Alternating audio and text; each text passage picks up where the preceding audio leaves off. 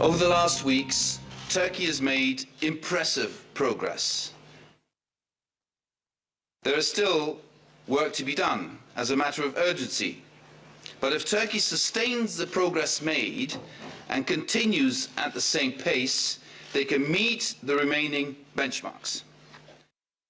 Now, those remaining benchmarks are as follows. Now, measures to prevent corruption is at the top of the list, as well as negotiating an operational agreement with Europol, which is the European Union's law enforcement agency.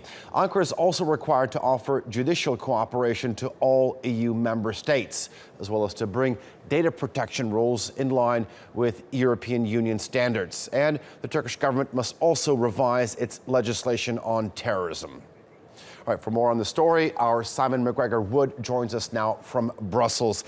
Simon, now, you know that the European Commission's recommendation had been expected, but it's still a significant development in Turkey-EU relations nonetheless. Don't you agree? Yes, it is, absolutely. And I think it is a very significant, glowing endorsement for the achievements of the Turkish administration in the last few weeks. There's no secret on either side. The Turks are rightly proud in the amount of intensive work they've been doing in the last few days. I spoke earlier today here in Brussels to Turkey's permanent ambassador to the European Union, and he said, as far as he was aware, that they have managed to achieve compliance on 20 of these 72 benchmarks in the last week or 10 days alone.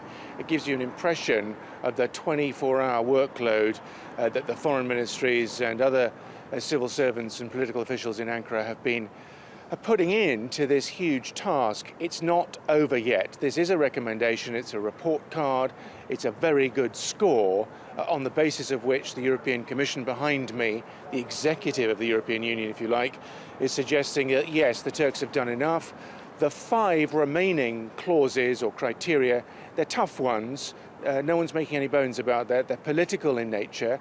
They require changes to sensitive legislation by the Turkish government on sensitive issues. Let's not call this a done deal quite yet, but clearly it's very good news for Turkey because visa-free travel for Turkish citizens in European Union, the Schengen zone, is a big deal.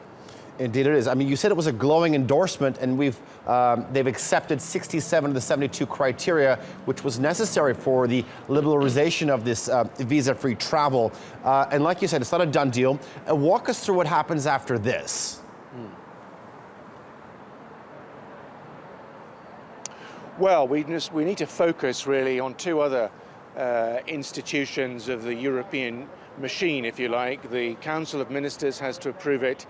But more critically and potentially more problematically, this deal has to be ratified by the European Parliament. Now let's have a look at the complexion of the European Parliament, particularly as it has developed in recent years.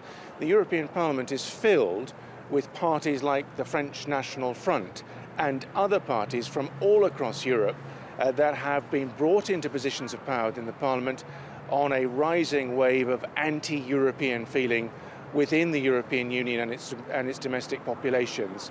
So European officials are warning me that getting this deal, even if Turkey was to achieve the last 5 benchmarks, is going to be very hard because there are some very hostile, very anti-immigration political parties within that parliament who could cause a lot of trouble. So it's a good day for Turkey and the hopes of Turkish citizens to get access to visa-free travel in the European Union Schengen zone, but it is not over yet. I cannot stress how difficult it might be to get this package through the European Parliament, and that is where the focus will now turn, I'm sure. Indeed, all right. Our Simon McGregor Wood live for us in Brussels. Thank you very much.